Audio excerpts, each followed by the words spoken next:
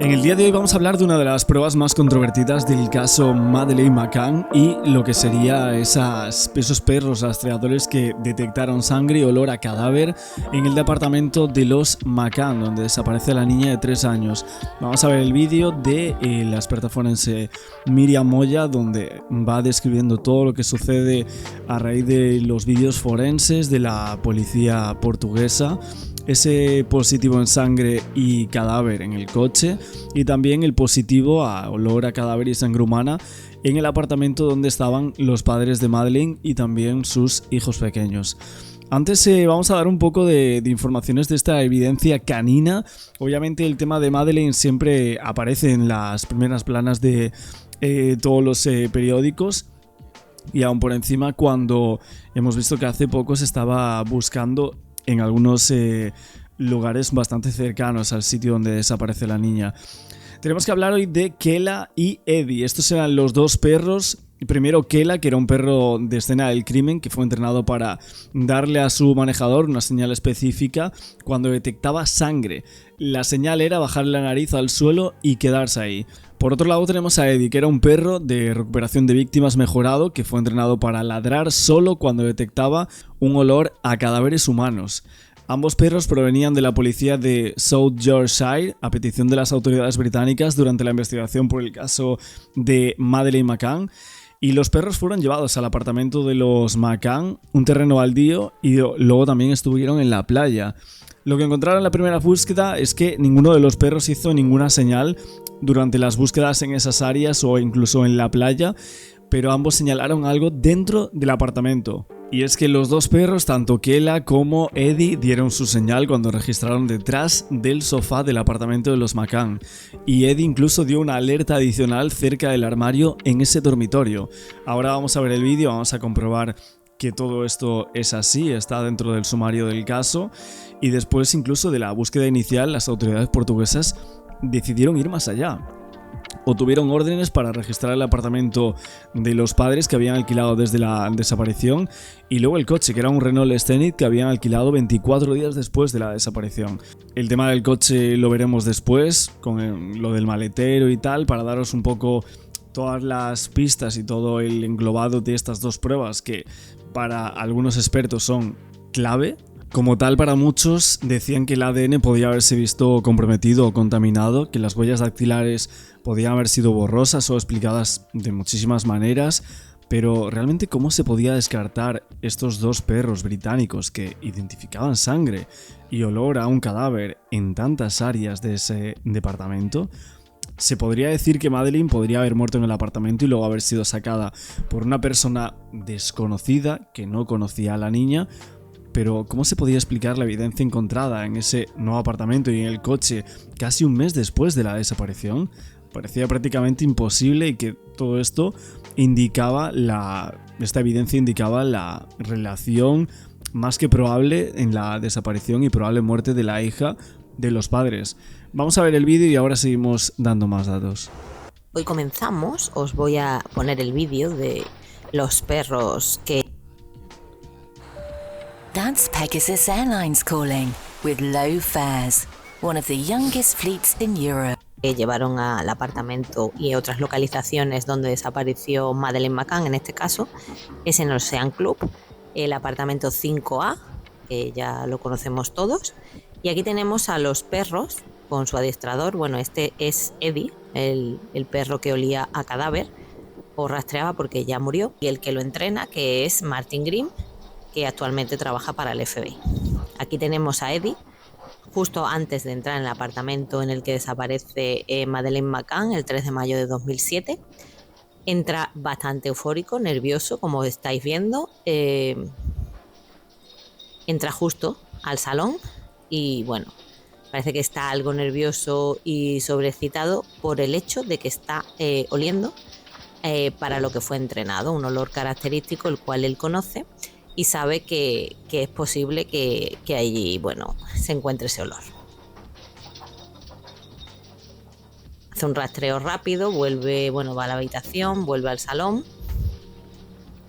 Como veis, y os lo voy a ir explicando en este vídeo. Ahora entra en la cocina, en el cual, bueno, pues Le abren los cajones, los armarios, para que pueda acceder a todos los olores, incluidos los que no sean tan fáciles de encontrar. Por eso están abiertos todos los muebles. Como veis, le da exactamente igual que haya una persona, que haya varias, que lo estén grabando con la cámara. Él simplemente está entrenado para llegar al olor del cual ha sido enseñado y tiene que reconocer, que es el olor a cadáver humano. Bueno, que hay que especificarlo porque no es lo mismo que encuentren un pollo muerto o una ternera muerta, algo que bueno, que puede pasar porque puede ser alimento de las mismas personas que estén en este apartamento. Eso no, nunca jamás él detectaría o ladraría, porque digamos que este perro es el primero que entra en el apartamento. Bueno, espero que no nos metan el copy con este vídeo para que lo tengáis, pero bueno, si veis que está como cortado o algo así en estas partes, pues es por copyright de este tipo de contenidos y de vídeos del caso de Madeleine. Porque es el que dice, ¿no? Si se encuentra olor a cadáver en ese apartamento o en el lugar donde se rastree, para luego entrar Kila, que es la perra, que lo que hace es rastrear el olor a sangre humana. Este es el apartamento en el cual, bueno, pues vemos en el 5A, y esta es la habitación de los padres de Madeleine McCann, que aquella noche, pues sabemos, esas camas estaban juntas. Aquí está algo nervioso el perro, lo podemos ver, y entra y sale de los armarios intentando, bueno, oler lo que él necesita, que es, bueno, para lo que está entrenado. Martin Grimm, que es el entrenador, que está junto a él siempre, o Aquila, siempre, bueno, lo guía, pero nunca le incita ni a un lado más que a otro, porque además le puede señalar el lugar que debe de rastrear el perro, pero es el perro el que, bueno, tiene la libertad de poder moverse como necesite. Por ejemplo, con Kill. A ver, como tal, yo lo que estuve viendo, lo que leí del tema de los perros, es que, por ejemplo, Eddie tenía un récord del 100%, tanto en el trabajo como en el entrenamiento. O sea, no había fallado ni una sola vez. O sea, lo habían llevado a muchísimos apartamentos, uno de los cuales fue donde estaban los McCann, que se quedaron semanas después de lo que sucedió. Y Eddie señalizó en el apartamento número 5A, de donde desapareció Madeleine. También señaló justo afuera del apartamento 5A y no señalizó en ningún otro apartamento. Llevaron a Eddie a un garaje donde había no automóviles, incluido el auto de alquiler de los McCann, y Eddie allí solo señalizó el auto de los McCann. Cuando se abrió ese automóvil, Eddie señaló en el lugar donde se guardaba la tarjeta de ese automóvil. Incluso como experimento, la tarjeta fue sacada del automóvil y escondida en una caja de arena, y justo Eddie señaló esa misma caja de arena. Esto lo veremos próximamente, pero bueno, para ver que es una señal de que no estaba equivocado este perro. O sea, tenía un récord del 100%. Y luego Kila, que le llamaban el perro sangre, que fue llevada por los mismos lugares que Eddie en un momento diferente, y ella señaló algunas de las mismas ubicaciones que el otro perro. La más conocida es detrás del sofá en ese apartamento 5A. Kela también señaló en el mismo automóvil del auto de alquiler de los McCann, y repitieron el mismo experimento con el tema de la tarjeta, y ella también señaló la misma caja de arena. Esto obviamente sigue como la duda y demás, pero la razón principal de esto, según los expertos, es que probablemente sus padres estuvieron en contacto con el cadáver de Madeleine McCann. Esta es la explicación que dan. Que un perro se equivoque puede pasar, ¿no? Pero que justo dos perros iguales con un porcentaje del 100% de acierto cometan los mismos errores exactos es prácticamente imposible. La perrita que rastrea el olor a sangre humana, tenemos claro que no es que no sea acertada, el acierto lo tienen los dos bastante aproximado. Lo que pasa que Eddie es el que señala el lugar donde ha habido el cadáver, y ella es como hay que acercarle más o acercarle cercarle más lo que es el espacio para que pueda concentrarse aquí, como veis, en el olor a sangre. Aquí Eddie ha señalado, porque él señala con el ladrido cuando se encuentra el olor a cadáver. Y en estos momentos es lo que está haciendo. Ladra, mirando a Martin Grimm, que es su adiestrador, y le acaba de decir que en el lado de la cama, junto al armario, ahí había olor a cadáver humano. Convierte tu pasión en tu profesión. Shopify hace que Vuelve a salir, va al baño, que se mete en todos sitios, obviamente, es un perro que rastrea y necesita encontrar el olor característico por el cual ha sido entrenado y para lo que está ahí, que él lo sabe perfectamente y es feliz por ello. Si le veis la cola, la mueve de un lado a otro. Y deciros que en la habitación él le ha dado el ladrido junto al armario, o con las puertas abiertas del armario, porque ahí se concentra un mayor olor característico de cadáver humano. Pero no quiere decir que ese sea el punto exacto donde haya estado el cadáver situado, sino que ahí hay una mayor acumulación del olor. Y esto ya no me lo dijo Martin Grimm en su momento, con el cual estuve hablando, y sabemos perfectamente que el cadáver ha podido estar en esa habitación, pero no tiene por qué ser en ese punto exacto. Aquí tenemos la habitación de los niños, estaba junto a la de sus padres. En ese lado es donde Madeleine McCann estaba en esa cama durmiendo, teóricamente, obviamente, o hipotéticamente, y las cunas de sus hermanos gemelos juntas al otro lado, a la derecha de la cama. Allí al final veis la ventana, la cual estaba abierta, según su madre, cuando entró y vio que Madeleine había desaparecido. Entra en todo, claro, en los armarios, en las estanterías y demás, para poder rastrear el olor si lo hubiera. En la ventana, como ya sabéis, sabemos perfectamente que fue abierta desde dentro, pues probablemente en un intento de hacer creer que han salido por la ventana, cuando anatómicamente una persona adulta con un niño era bastante difícil. Y decir también que solo había una huella, las huellas de la madre, de Kate McCann, en esa ventana. A ver, es que todas las pruebas indican que no hay indicios del presunto secuestro de la niña, de ninguna de las maneras.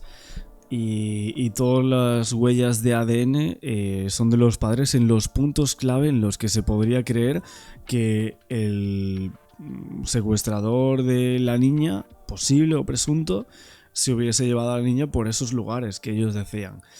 Es que es complicado. Y aquí vemos el famoso sofá del salón del apartamento 5A del Ocean Club, donde Eddie está francamente nervioso y alterado porque está reconociendo el olor característico. Ella es Laura y está estudiando para sus exámenes de FP, o intentándolo. Característico de cadáver humano. Aquí, como veis, lo primero que ha hecho es irse detrás del sofá, sitio el cual yo analizo en mi libro Vacaciones al Infierno, la historia no contada de Madeleine McCann, y hacemos con topografía forense un análisis forense del ADN que se encuentra detrás de ese sofá tras la misma intervención de los perros, señalando el lugar, como detrás del sofá, como ahí vemos, de que había restos, olor a cadáver humano. Esto también lo hará Aquila después, que lo veremos. Pero aquí ya sabemos que Eddie, que francamente tiene una probabilidad de acierto increíble. De hecho, Martin Grimm y yo estuvimos hablando y demás, y él me dijo: Miriam, los perros no se equivocan. Y claro, lo que pasa es que no son evidencias forenses que confirmen el hecho. Después A ver, claro, o sea, al final lo de los perros es una prueba, un indicio más, ¿no?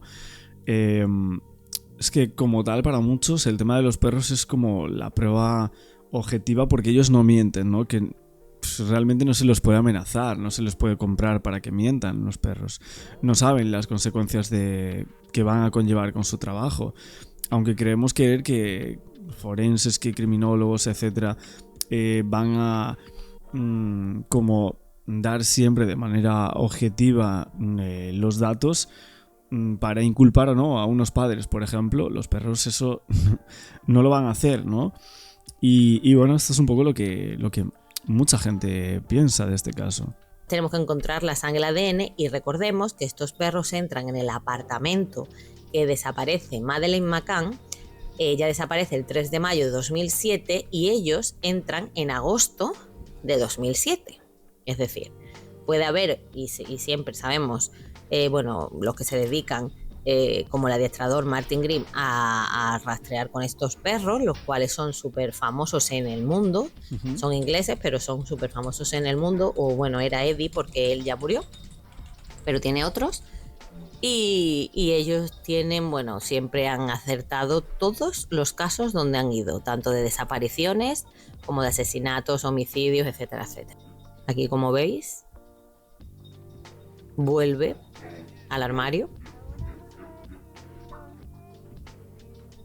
Después de esto, deciros que se levantaron los azulejos, las baldosas, se retiró el sofá, como hemos visto, del salón, para encontrar la evidencia forense, como restos de sangre, fluidos, etcétera, etcétera, porque es la evidencia que confirma que los perros llevan razón, porque los perros en sí no son evidencia forense, solamente lo que hacen es guiar, pero sí sabemos que suelen equivocarse muy poco. Con la vegetación y demás, que también señaló Eddie, olor a cadáver en el exterior justo de este apartamento, el 5A del Ocean Club en Praia da Luz, el de la casa en el que se mudaron después los McCann, de que ella desapareciera, y también tenemos en un pabellón que le cedió la ciudad para colocar la ropa de la madre, del hermano, de ella misma, y por ejemplo también el Cat del Cat, el muñeco y demás, y en el cual ellos señalan diferentes cosas, y también cuando señalan en el mismo vehículo que alquilan 2 semanas después de que Madeleine desaparezca. Ahí aparece también olor a cadáver y sangre, tanto en la llave como en el interior del maletero. Bueno, aquí tenemos también el vídeo del coche, que también lo saca por aquí desde un blog que he intentado buscar, pero ahora mismo no está, o sea, no lo encuentro, ese blog.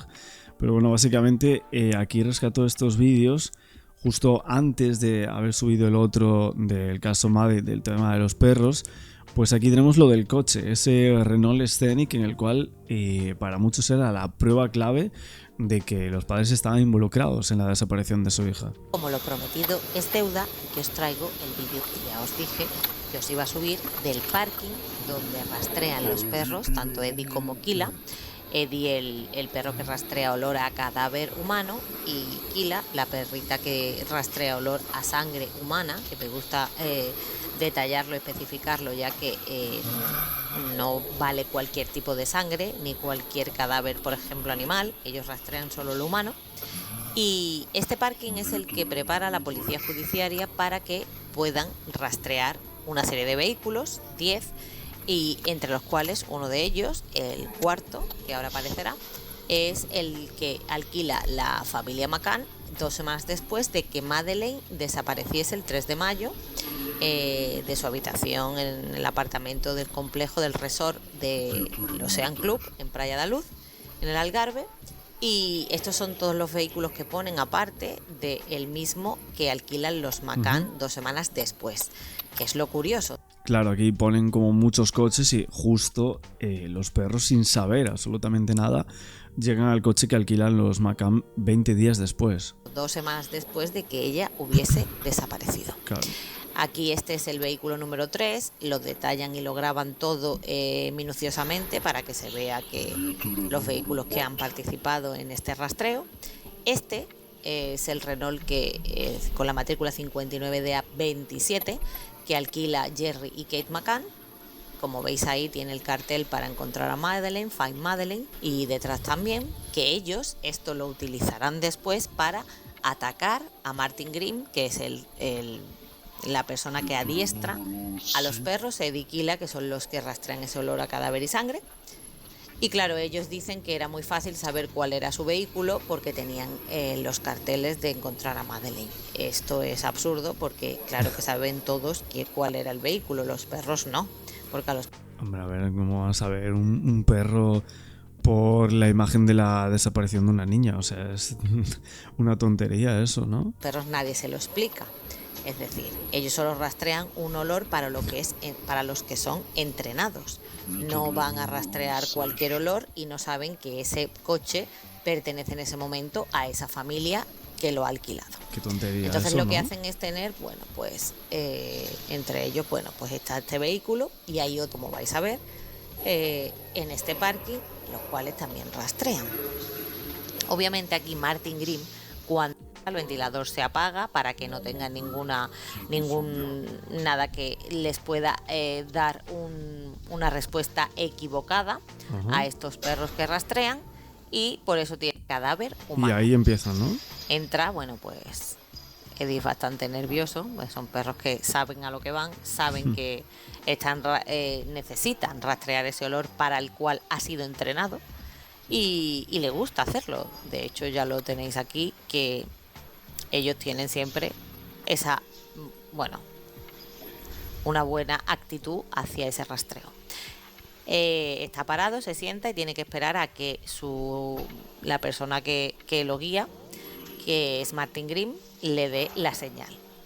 Bueno, vamos a ver ahora el tema de la señal. Estos vídeos, la verdad es que no sé si los había visto hace muchísimo o en algún documental de Madeleine, pero bueno, rescatarlo por aquí, colocarlo en YouTube, un poco con toda la información que hay, ya sea en los medios y también en el sumario del caso. Y también yo me pregunto una cosa, porque si realmente los rastros de cadáver estaban en un vehículo alquilado semanas después, ¿esto significaría que podía tratarse de un traslado del cadáver o incluso de ropa o objetos que estuvieron en contacto con el cadáver, y que esos objetos evidentemente los manipularon los padres porque ese era el automóvil de ellos? Y suponemos que no hubo nadie más, ¿no?, que llevase ese coche, o si lo hubo, no lo dijeron. Por lo tanto, a mí me parece muy sospechoso eso también. Esa es la señal para que Eddie rastree ese olor a cadáver. Y bueno, pues comienza con todos los vehículos. Este es el número 1. Martin le dice, ¿no?, le guía por dónde tiene que ir, qué tiene que hacer, y como, bueno, por ejemplo, si tiene que identificar más una rueda y rastrearla más, pues él se la señala y él la rastrea, pero que los perros en ningún momento, es un Opel Corsa, en este ¿no?, sitio, en este lugar, en este parking, dan positivo No, a olor a Ford, cadáver o sangre en otro vehículo que no tenga nada que ver con los McCann. En ese Eso que nada. quede claro. Cosa que los perros nadie le ha dicho, sí, este vehículo sí y este no, que es el que tienes que dar positivo en olor a cadáver, olor a sangre humana. Ese tampoco. Ahora comenzamos, ahora va a ir de hecho al vehículo de los McCann, ya está aquí. Pues aquí sigue rastreando Eddie el vehículo de los McCann, alquilado 2 semanas después de que Madeleine desaparezca. Martin obviamente lo que quiere es que lo olfatee, que lo rastree bien. Él se pone nervioso, pero si os fijáis, siempre vuelve así a esa zona en la cual le puede llegar el olor a cadáver. Bueno, ahí se fue para el otro lado y ahora vuelve, ¿no? Que puede impregnar, ¿no?, el ambiente, ya que está en el vehículo de la familia McCann. Aquí él, bueno, pues muestra esa excitación que también vimos en el apartamento, en el 5A, donde desaparece Madeleine McCann, y que entró, vaya, y lo reconoció rápidamente después de esta actitud bastante nerviosa. Martin Grimm lo vuelve a llamar para que se acerque y rastree bien el Renault. Aquí vemos como, bueno, le da vueltas y demás. Necesita que rastree todo, las ruedas. De hecho, bueno, cuando se escondió la llave de este vehículo en otro pabellón en el cual también había otra serie de enseres de... Bueno, eso es justo lo que estaba contando yo ahora, del tema de la llave y esas informaciones que también están en el sumario. Ahí sigue rastreando, o sea, todavía no ha encontrado nada Kila, que es la que huele a sangre humana. Y ahora veremos, porque es como explicamos la vez anterior en el vídeo pasado, en el apartamento 5A del resort, que siempre entra primero Eddie, da el positivo o negativo en cadáver, en olor a cadáver, y luego entra, cuando ha dado positivo Eddie, pues Kila es la que nos dice si ha habido sangre humana en ese lugar. Ahora cuando abra el maletero veremos cómo da positivo en la zona de la derecha del maletero, y decir que esto es bastante curioso porque la familia McCann, o sea, ya no solo el padre y la madre, que obviamente, bueno, dijeron que no a todo esto y que era un circo lo que hacía Martin Grimm y sus perros, obviamente es porque salían mal parados, pero bueno, que ya sabemos que los perros rastreadores son bastante exhaustivos y bastante buenos en sus investigaciones, porque es en ese lugar donde ella señala que hay olor a sangre. Mira, aquí lo estamos viendo, justo en esa parte derecha que dice Miriam Moya, y el perrito señalándolo en el coche. Sangre humana, que nadie puede explicar. Y en los cuales también, que lo podéis leer, ahora a finales de mayo sale mi libro Vacaciones al infierno, la historia no contada de Madeleine McCann. Aquí aparecen rastros de ADN compatible con Madeleine McCann. ¿La veis? Kila está absolutamente quieta, paralizada, petrificada, mirando a un punto en el vehículo. Incluso cuando... Cosas sin explicación del caso, Cuando la graban, ella mira a la cámara y vuelve a girar a su posición inicial, que es la de señalar el punto exacto donde a ella le huele a sangre humana.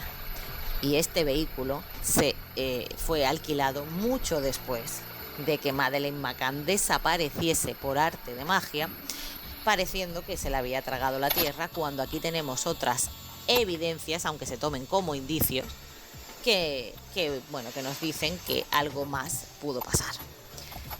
Bueno, pues esta es la evidencia concreta, el tema del perro, de Kila.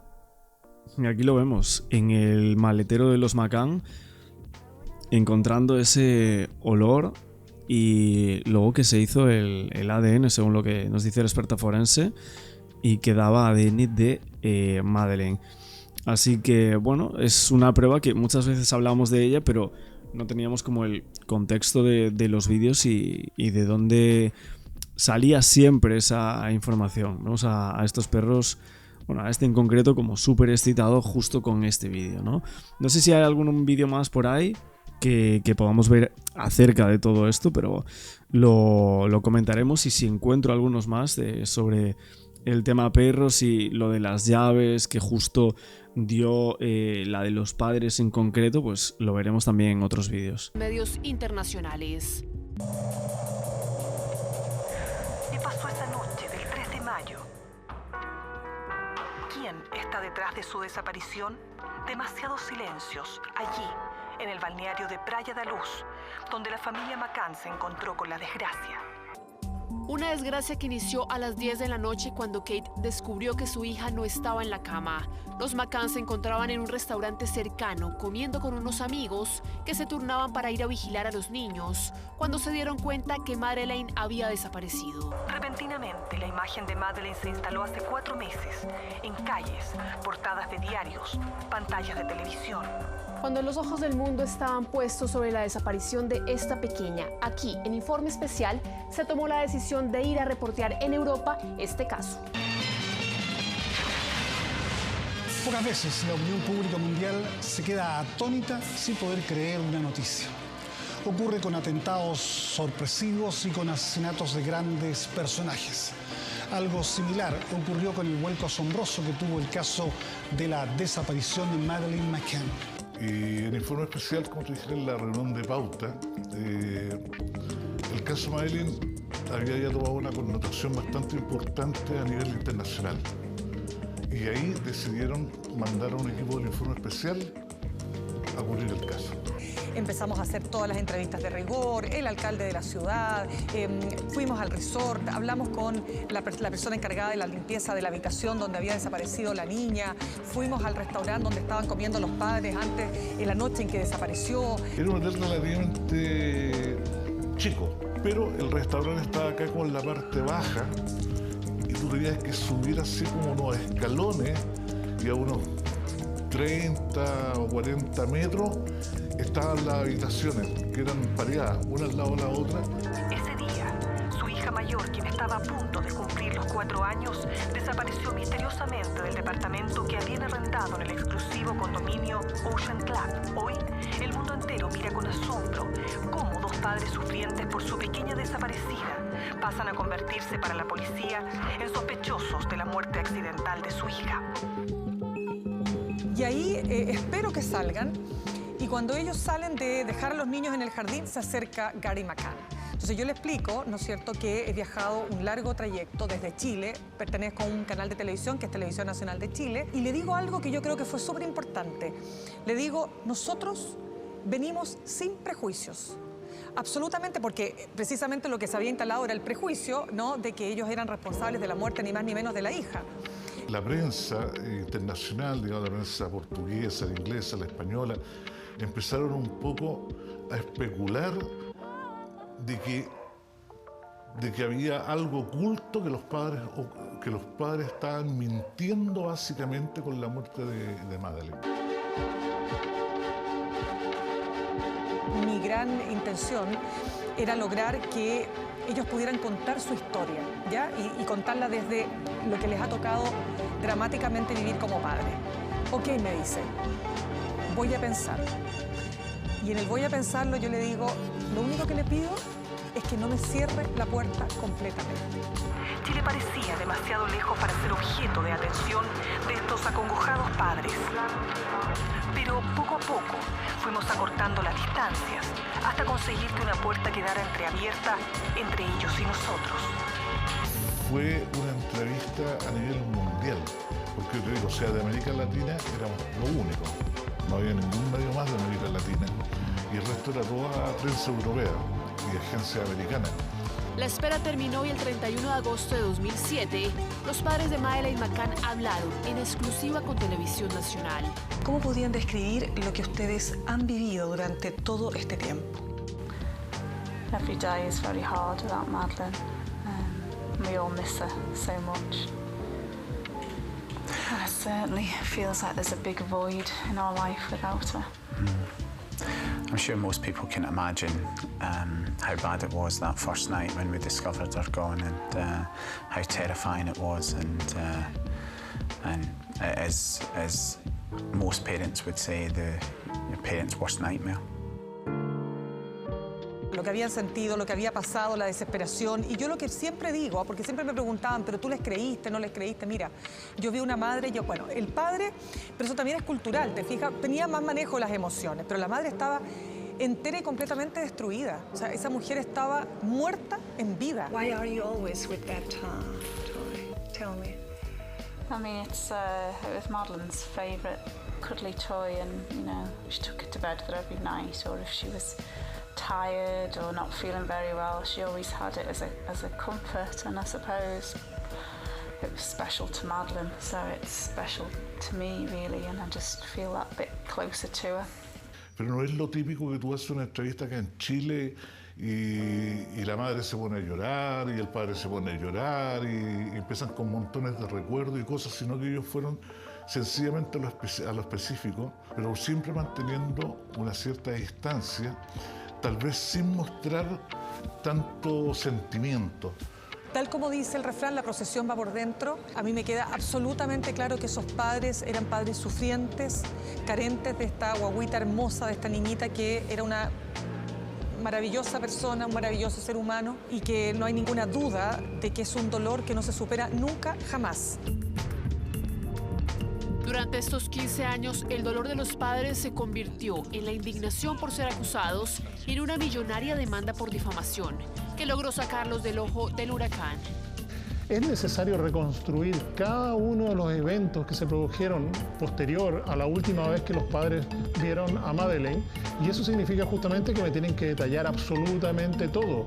Y normalmente una persona, cuando ha enfrentado una situación de alto impacto, normalmente no es que recuerde todo de manera detallada y al milímetro de detalle, sino que justamente eso va a originar que aparezcan lapsos, aparezcan espacios. Vacíos que durante una década y media han logrado ir llenando varios periodistas y escritores que han seguido el caso y con los que conversamos desde 24 horas, como John Clark, el autor del libro Mi búsqueda de Madeleine, quien fue el primer periodista británico que informó sobre la desaparición. John, ¿qué es lo que ha hecho que durante estos 15 años haya sido tan difícil esclarecer el caso de Madeleine McCann? Ahora sabemos que uno de los factores que ha hecho que sea más difícil de investigar este caso ha sido que la policía portuguesa fue muy lenta y permitió el acceso a la escena del crimen a cerca de 26 o 27 personas. Yo mismo pude entrar al departamento al día siguiente. Cuando un niño desaparece, lo que ponemos el esfuerzo en buscarlo, en encontrarlo. No necesariamente ese niño va a estar vinculado directamente a un delito. No es lo mismo cuando aparece un cadáver, aparece un cuerpo y el lugar entonces debe ser clausurado, aislado y nadie debe tocar nada hasta que llegue la policía científica. La constante pugna entre las policías europeas y los supuestos avistamientos de Madeleine en distintos países han marcado la evolución de este caso, como nos cuenta desde Portugal el periodista João Miro Godinho, uno de los que ha seguido el caso en este país desde el principio. Me han preguntado muchas veces qué pienso que le ocurrió a Madeleine McCann y yo respondo que no lo sé, porque surgieron tantas cosas, tantos indicios, tantas pistas falsas, tantas sospechas. Actualmente no consigo separar lo que fue real de lo que fue fabricado sobre lo que le ocurrió a Madeleine.